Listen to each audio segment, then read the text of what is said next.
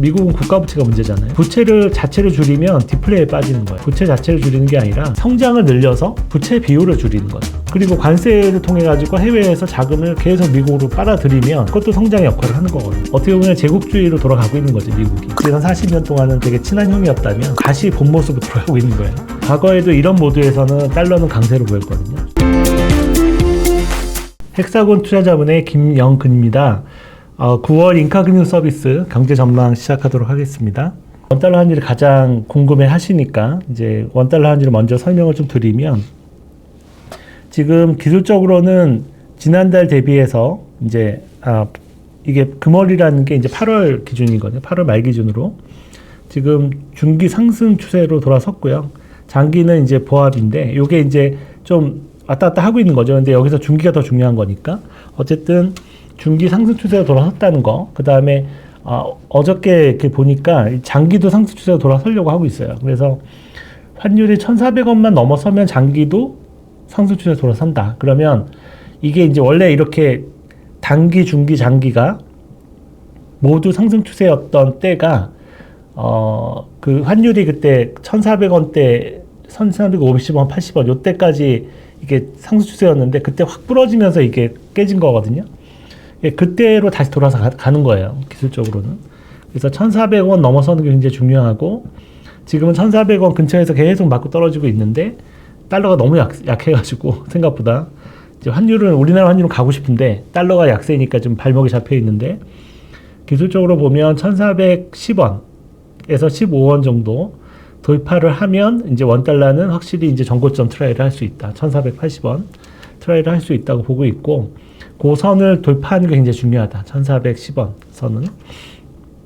그렇게 보고 있습니다. 그래서 지금 보시면 지표들을 한번 확인을 해보시면 요 외환보유액 대비해서 원화 유동성, 요게 이제 굉장히 중요하다 그랬잖아요. 우리나라 원화 유동성 대비 외환보유액의 지표가 굉장히 중요한데 요것도 여전히 우상향 하고 있다. 요런 것들이 이제 꺾여서 내려가면 이 환율이 좀 조정을 할 거다 이렇게 볼 수 있는데, 이렇게 약간 꺾였잖아요. 이럴 때 꺾이면 이렇게 조정을 할 거라고 볼 수 있는데, 지금은 뭐 워낙 강하게 올라가고 있는 상황이에요. 여전히 환율은 좀 밀렸지만 계속 지표는 올라가고 있다. 올라가고 있다는 건 뭐냐면 우리나라 원화가 약해지고 있다는 거죠. 기초 체력이 약해지고 있다. 그러니까 원달러의 상승 압력이 점점 커지고 있다 이렇게 볼 수 있는 거고요. 그 다음 중요한 지표가 외환보유액 대비 총외채, 우리나라 갖고 있는 대외부채, 그러니까 외화부채죠. 외화부채의 비율인데, 이 비율도 보시면은 이렇게 약간 스무딩 됐다가 상승 강하게 하다가 둔화됐다가 지금 다시 강하게 상승 쪽으로 돌아서고 있죠. 이런 것들은 왜 그러냐면 외환보유액은 정체되거나 감소하고 있는데 총외채가 2분기께 발표가 됐는데 굉장히 많이 늘었어요. 오히려. 그래서 외채가 왜 이렇게 많이 늘었는지 모르겠지만 하여튼 2분기 때 확 늘었거든요. 그 전에 속도보다 많이 늘었어요. 그래서 이제 외환보유액 대비 총외채 비중이 이렇게 갑자기 턴하고 있다 위로. 이 얘기는 굉장히 강한 원달러 환율 상승 압력으로 작용하는 상황이고요.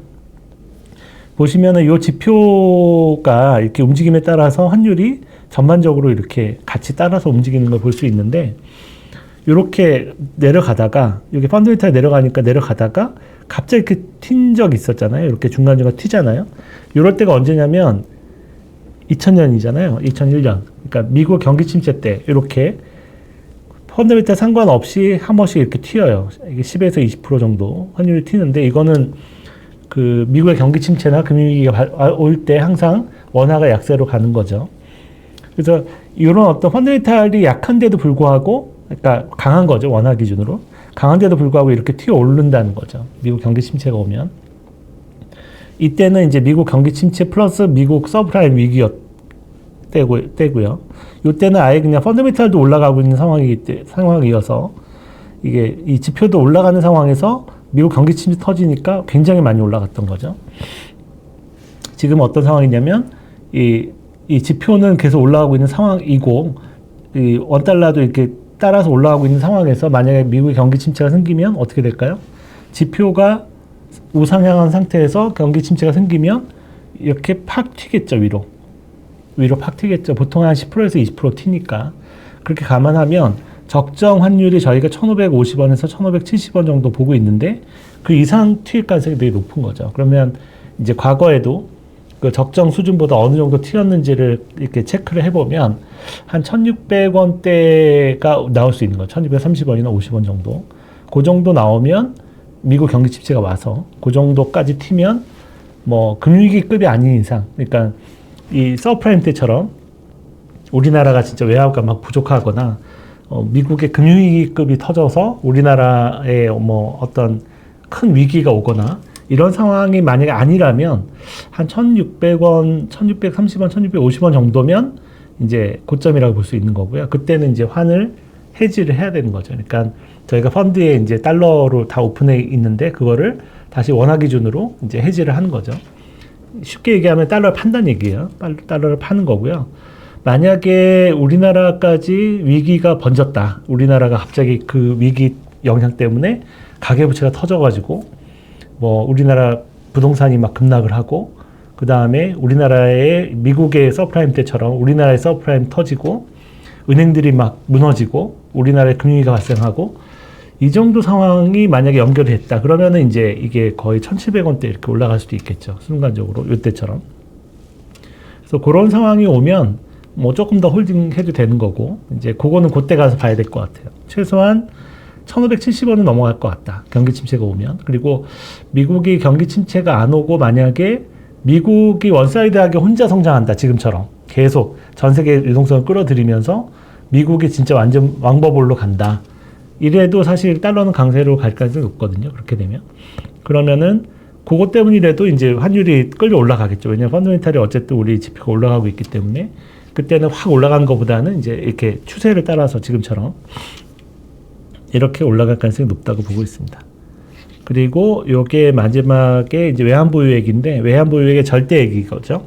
요게 이제 굉장히 중요한 게 외환보유액이 감소하는 추세에서는 환율은 항상 올라갔었어요. 당연한 거죠. 모든 이제 환율을 평가하는 지표 중에 분모가 외환보유액이기 때문에 그래서 외환보유액을 보면 이게 IMF 때인데 요게 이렇게 약해 보여도 이렇게 조금 줄어 보여도 이걸 로그로 하면 굉장히 많이 줄었어요. 그러니까 이게 이제 단위가 작아서 그런 거고요. 로그로 보면 이게 굉장히 많이 줄어든 거거든요. 줄어들 때 환율 오르고 이렇게 줄어들 때 또 환율 올랐죠. 올라가다가 여기서 줄어들기 시작했죠. 여기때부터 그러니까 환율이 오르기 시작한 거예요. 그래서 지금도 뭐 과거에도 늘 그랬지만 우리나라 외환보유액이 줄어들면서 오르게 돼 있다는 거죠. 그러니까 이거는 어쩔 수 없는 상황인 거예요. 왜냐하면 이 분모가 되는 외환보유액이 줄어들면 우리나라 이제 분자에 해당되는 총 외채라든가 또는 원화 유동성도 같이 줄어줘야 되거든요. 그래야 환율 영향을 안 미치는데 이 원화 유동성은 줄 수가 없잖아요. 우리나라가 계속 원화를 찍어내고 있으니까 그거는 어쩔 수 없는 거죠. 이거를 통화량을 줄여버리면 이 경제가 거의 디플레이션에 빠지기 때문에 그러기는 좀 어렵거든요. 그러니까 이건 항상 이게 그냥 디폴트 값인 거죠. 그냥 항상 는다 이렇게 보시면 되는데 이제 외환보유가 줄어들면 당연히 이제 환율 상승 압력이 생기는 거고. 외화부채도 보면은 외화부채도 항상 느는 것 같아요. 보면 전반적으로. 그래서 항상 환율의 키는 외환보유액의 흐름이라는 거죠. 결국은. 그래서 외환보유액이 이렇게 지금 줄어들고 있고 아직까지는 막 늘어나는 모습이 안 보이고요. 그리고 지금 상황에서 보면 외환보유액이 좀 늘어나려면 해외로 나가는 돈이 좀 줄어야 되는데 지금은 무역수지나 경상수지에서 버는 거 이상으로 해외로 돈이 많이 나가고 있어요. 그러니까 우리 기업들도 막 나가 있고 이번에 이제 관세 협상하면서 미국으로 공장들이 많이 움직이잖아요. 미국 삼성도 그렇고 현대차도 그렇고 많이 또 움직여야 되고 이렇게 미국의 직접 투자가 늘게 되면 이게 나가는 돈이 더 많아지겠죠. 그리고 이제 우리나라가 이제 서학개미라 그래서 이제 우리나라 성장이 이제 안 나오고 금리도 너무 낮다 보니까 이제 달러 예금도 많이 드는 사람도 많아지고 그 다음에 미국 자산에 투자하는 또는 미국뿐만 아니라 이제 일본이나 유럽이나 이런 해외 자산에 투자하는 분들이 점점 늘어나고 있죠. 부동산보다는 금융자산에 투자하는 분들도 늘어나고 있고 이제 이런 부분들이 일시적인 현상은 아니거든요. 그래서 이게 어떻게 보면 20, 30년 전에 일본에서 똑같은 일이 있었는데 이제 성장이 끝나고 금리가 낮다 보니까 돈들이 해외로 나가기 시작하는 거죠. 해외로 나가서 좀 더 큰 수익을 보고 나가는 거죠. 그리고 거기다가 부동산까지 이제 침체에 빠지면, 장기 침체에 빠지면 부동산에 투자 안 하고 돈이 이잉하자는 생기면 그냥 해외로 다 나가는 거예요. 그러니까 일본이 그랬거든요. 이게 큰 머니 무브가 일어났는데 우리나라도 그런 머니 무브가 당연히 일어날 수가 있어요. 지금은 부동산 비중이 가계자산의 70% 80% 차지하지만 이게 너무 과한 거거든요. 결국 정상 수준이라고 하면 50% 이하라고 본다면 이 정도, 20, 30% 정도의 자산이 결국은 해외로 나갈 거기 때문에 지금 이제 나가는 거는 이제 시작인 거다. 이렇게 볼 수 있고요. 우리나라 부동산이 저는 장기 침체로 들어간다고 보고 있기 때문에 그렇게 본다면 앞으로 한 20, 30년간 계속 돈이 많이 나갈 거고요. 지금 나가는 것보다 훨씬 더 많은 돈들이 나갈 거예요. 그렇게 보면 이제 무역 환경도 이제 보호무역으로 앞으로 이제 완전 전환이 됐기 때문에 우리나라가 이제 무역 수지 흑자를 이전처럼 그렇게 많이 내기도 어렵고 그 다음에 자본 수지 쪽도 계속 돈이 나간다고 보면 이제 마이너스가 크게 날 거고요. 기업들도 해외로 이제 주로 많이 나갈 거 아니에요. 이제 미국으로 나가게 되면 뭐 미국이 워낙 큰 시장이 있으니까 미국에서 생산을 해야 받아준다고 하니 관세를 피해주고 이렇게 가면 이제 결국은 직접 투자도 늘게 되고 그러면 돈이 우리나라 안 들어오는 거죠. 거기서 번 거는 또 거기서 재투자하니까. 그렇게 보면 뭐 외환보유고가 이렇게 드라마틱하게 다시 늦는 단계는 좀 쉽지 않을 것 같아요. 계속 줄어들거나 아니면 어느 정도 줄어든 상태에서 유지되거나 뭐 이 정도가 되지 않을까 생각이 듭니다. 그리고 달러 인덱스를 한번 보시면 달러 인덱스의 달러 인디케이터는 미국으로 들어가는 자금, 그러니까 글로벌 투자 자금을 누적으로 보는 건데 이렇게 보시면은 계속 이렇게 줄어들 때는 달러가 약해지는 거죠. 미국에서 빠져나가니까. 근데 미국으로 들어갈 때는 또 달러가 강해지고 이제 이렇게 같이 보고 있는데 이 기준으로 보고 있어요. 파란색 선 기준으로 달러가 이제 왔다 갔다 하는데 이제 많이 멀어지면 달러가 좀 저평가 돼 있는 거고 좀 이렇게 높아지면 고평가 돼 있는 거고 이렇게 판단을 하는 건데 지금은 요 인디케이터가 약간 이제 올라가다가 스무딩 되고 있잖아요. 좀 이렇게 둔화되고 있다가 다시 좀 올라가고 있어요. 최근에. 이게 이제 미국의 주식시장도 그렇지만 미국 채권시장으로 생각보다 돈들이 여전히 많이 들어가고 있거든요. 그래서 이런 걸 보면 이렇게 빠진 거는 좀 과하다. 이거는 이제 트럼프의 정책이나 이런 어떤 두려움, 미국 재정적자에 대한 두려움, 뭐 이런 재정위기에 대한 두려움, 이런 것들 때문에 좀 과하게 빠졌다는 거예요. 여기 보시면 이렇게 이런 식으로 너무 과하게 빠지면 반등이 나오는데 저희가 볼 때는 너무 과하게 빠졌기 때문에 여기가 이제 96 정도 되는데 달러 인덱스 기준으로 96포인트 정도 되는데 이 정도가 저희는 이제 거의 저점이라고 보고 있거든요. 이게 기술적으로도 저점이고 그래서 여기서 지지받고 지금 97, 98까지 올라오고 뭐 그 정도에서 이제 움직이고 있는데 아직까지는 뭐 시원하게 오르는 건 아닌데 이거는 이제 트럼프의 정책 자체가 워낙 달러 약세를 유도한 정책이 많아서 그래요.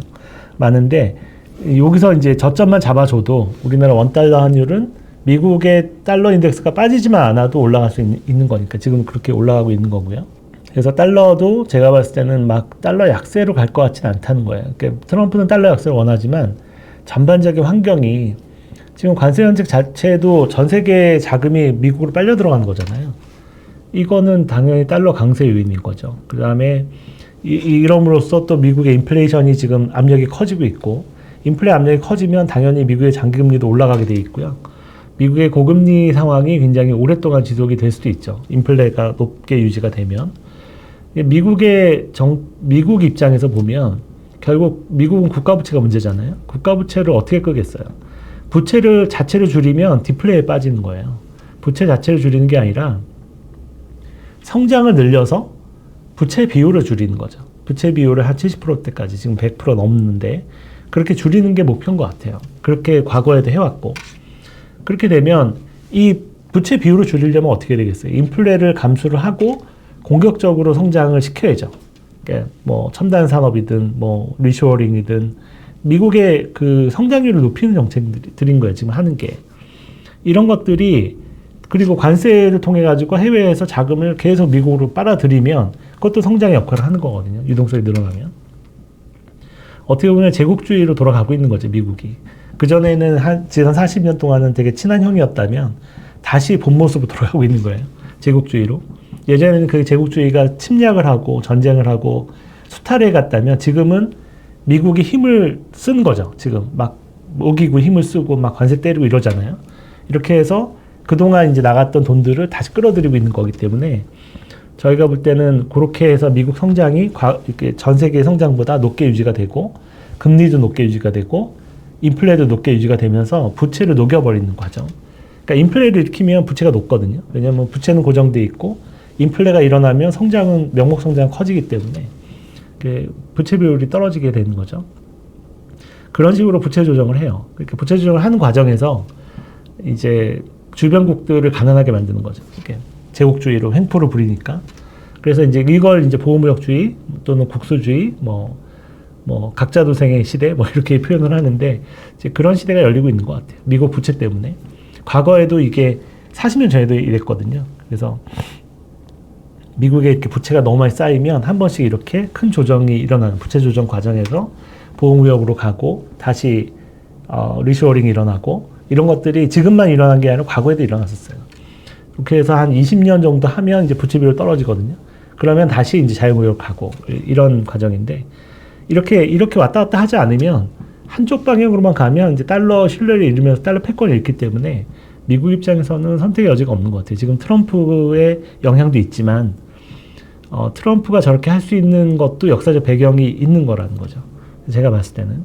그래서 지금 또 중국과의 어떤 냉전도 지금 패권 전쟁도 수행을 해야 되기 때문에 미국 입장에서는 지금은 뭐 남봐줄 새가 없는 거죠. 그래서 결국에는 중국과의 전쟁을 염두로 해두는 것 같아요. 조선 같은 것도 챙기는 거 보면. 그래서 결국은 이제 경제전쟁을 하다가 소련처럼 스스로 무너지면 다행인데 안 될 경우에, 그게 실패할 경우 최후에는 뭐겠어요? 최후에는 무력전쟁이 일어나는 거예요. 패권전쟁의 끝은 70%는 무력전쟁이라고 얘기하는 게 그런 건데 그런 걸 감안을 해서 움직이고 있는 거라서 이런 시대 때는 승부가 날 때까지는 계속 이 분위기로 갈 것 같고 미국의 부채 비율이 국가 부채 비율이 70%대까지 떨어질 때까지는 계속 이 모드로 간다. 이렇게 보면 과거에도 이런 모드에서는 달러는 강세로 보였거든요. 추세적으로. 그렇겠죠. 이제 성장도 높게 나오고 금리도 높고 그러면 돈들이 빨려 들어가지 않겠어요. 미국으로. 특히 우리나라 원화 같은 경우는 피해가 더 크겠죠. 우리나라는 세계 평균보다도 더 낮은 성장과 더 낮은 금리가 어쩔 수 없는 인구구조 때문에 고령화 이제 예약이 돼 있기 때문에 더 가속화되겠죠. 우리나라 원화가 빠져나가는 건. 이제 이런 것들을 보면 뭐 달러 인덱스는 좀 우상향만 해주면 돼요. 그러면 원화는 이제 자기 가치를 찾아가는 거죠.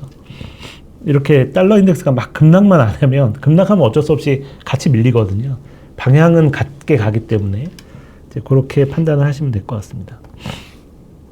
네, 이것으로 이제 환율은 일단 얘기를 끝냈고요.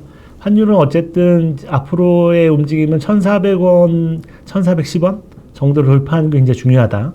그리고 1,410원을 돌파하면 기술적으로 이제 중장기 상승 추세로 돌아서게 되고 그렇게 되면 이제 다시 전고점 1,480원대를 다시 한번 도전해 볼 수 있는 기술적인 근거가 생긴다.